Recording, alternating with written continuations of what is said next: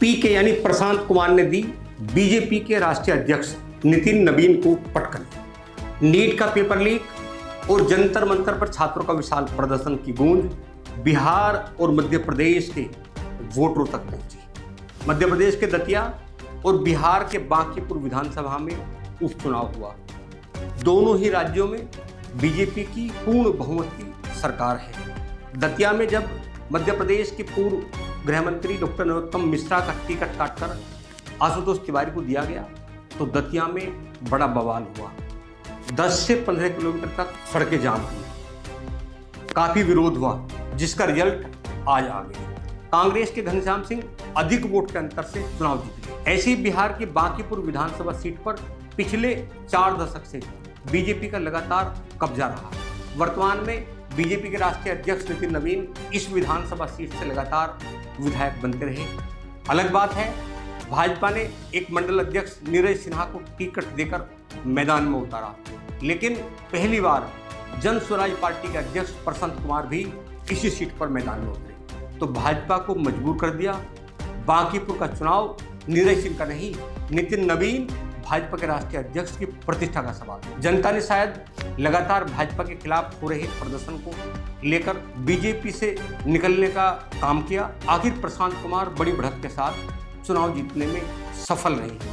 अब बात करेंगे प्रशांत कुमार पीके, चुनाव जिताने वाले रणनीतिकार से राजनीति के मैदान तक का सफर। नमस्कार, आप देख रहे हैं 7 इंडिया न्यूज। आज बात उस शख्स की जिसे भारत का सबसे चर्चित चुनावी रणनीतिकार कहा जाता है। वर्षों तक उन्होंने अलग अलग दलों के लिए चुनावी रणनीति बनाई, लेकिन अब खुद चुनावी मैदान में उतर चुके हैं। हम बात करते हैं प्रशांत कुमार, जिन्हें लोग पीके के नाम से भी जानते हैं। प्रशांत कुमार का जन्म 20 मार्च 1977 को बिहार के रोहतास जिले में हुआ। उन्होंने सार्वजनिक स्वास्थ्य पब्लिक हेल्थ के क्षेत्र में काम किया और संयुक्त राष्ट्र यूएनओ से जुड़कर कार्यक्रम में लगभग 8 साल तक सेवाएं दी। बाद में उनकी रुचि भारतीय राजनीति की ओर बढ़ी, काम भी किया, राजनीति में अपनी पहचान बनाई। 2011 से 2012 के दौरान जब वो राजनीति में उतरे, जब उन्होंने गुजरात में नरेंद्र मोदी के चुनाव अभियान से जुड़कर रणनीतिकार के रूप में काम किया। इसके बाद उन्होंने कई दलों के लिए चुनावी अभियान तैयार किए, जिनमें मुख्य रूप से भाजपा, जनता दल यूनाइटेड, कांग्रेस, तृणमूल कांग्रेस, आम आदमी पार्टी, डीएमके और वाईएसआर कांग्रेस जैसे दल भी शामिल हैं। 2018 में भी जनता दल यूनाइटेड में शामिल हुए और पार्टी के राष्ट्रीय उपाध्यक्ष भी बने। हालांकि 2020 में उनका जदयू से अलगाव हो गया। इसके बाद उन्होंने बिहार में बदलाव के उद्देश्य से जन स्वराज पद यात्रा शुरू की। हजारों किलोमीटर की इस यात्रा में उन्होंने गांव-गांव जाकर लोगों से संवाद किया, लोगों के मन की बात टटोली, उनसे लगातार बात करते रहे।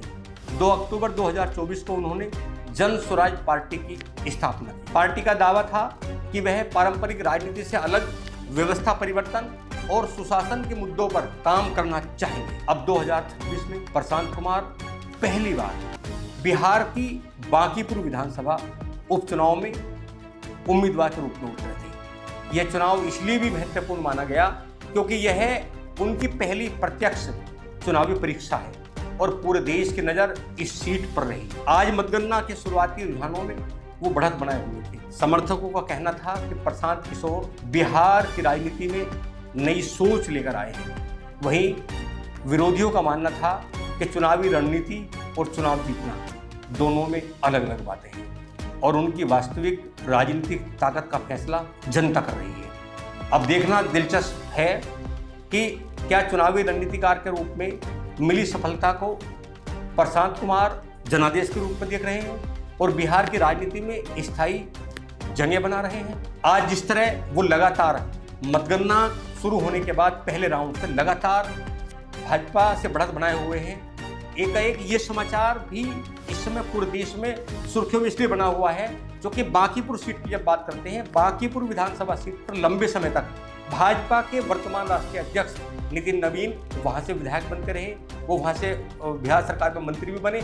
लेकिन इस सीट पर जितनी प्रतिष्ठा देश के प्रधानमंत्री नरेंद्र मोदी, देश के गृह मंत्री अमित शाह की थी, उससे कहीं ज़्यादा प्रतिष्ठा राष्ट्रीय अध्यक्ष नितिन नवीन की थी, क्योंकि वह इनकी परंपरागत सीट है। राहुल सिन्हा जो प्रत्याशी के रूप में मैदान में उतरे, वो एक प्रत्याशी के तौर पर थे। ये माना जाता था कि नितिन नवीन की प्रतिष्ठा का, क्योंकि वो उनकी अपनी सीट थी। आज जिस तरह प्रशांत कुमार ने अपनी रणनीति कौशल का परिचय दिया और जिस तरह बीजेपी को बहुत अधिक वोटों से हराने का काम किया, ये समाचार, ये न्यूज आज पूरे देश में नहीं दुनिया में सुर्खियां बटोर रही है। दूसरी ओर जब हम दतिया विधानसभा की बात करते हैं, तो दतिया विधानसभा में जिस तरह आशुतोष तिवारी को लगातार कांग्रेस के प्रत्याशी घनश्याम सिंह लगातार बढ़त बनाए हुए हैं, वहाँ मुख्यमंत्री डॉक्टर मोहन यादव लगातार प्रचार प्रसार करते रहे। जब नामांकन का दौर था तो वो आए थे ये दतिया, डॉक्टर नरोत्तम मिश्रा से बात की थी और उन्होंने कहा था कि ये सीट भाजपा की परंपरागत सीट है, भाजपा यहाँ ऐतिहासिक मतों से जीतेगी। लेकिन जिस तरह कांग्रेस के घनश्याम सिंह भारी मतों से वहाँ जीत कर आए हैं, कहीं ना कहीं बीजेपी की लीडरशिप पर अब सवाल खड़े हुए हैं, क्योंकि बिहार और मध्य प्रदेश दोनों जगह बीजेपी की सरकार है। जब हम गुजरात की बात करते हैं तो गुजरात की भी एक सीट पर उपचुनाव है, वहाँ जो बीजेपी की लंबी समय सरकार है, वहाँ बीजेपी पहले से बढ़त बनाए हुई थी, वहाँ बीजेपी जीतने में कामयाब रही। लेकिन मध्य प्रदेश के दतिया और बिहार के बांकीपुर में जिस तरह बीजेपी की हार हुई है, ये कहीं ना कहीं लोग मानते हैं, जो लगातार पिछले 20 दिन से दिल्ली के जंतर मंतर पे जो बवाल हुआ, नीट पेपर जो लगातार हुआ, जो लगातार विरोध हो रहा है, कहीं ना कहीं इसका नतीजा है। तो आप जुड़े रहिए 7 इंडिया न्यूज़ के साथ। आपसे रिक्वेस्ट है, आपको अच्छा लगे तो चैनल को सब्सक्राइब करें, वीडियो को शेयर करें, कमेंट बॉक्स में अपने कमेंट जरूर लिखें कि क्या बीजेपी का विरोध होना शुरू हो गया है। नमस्कार।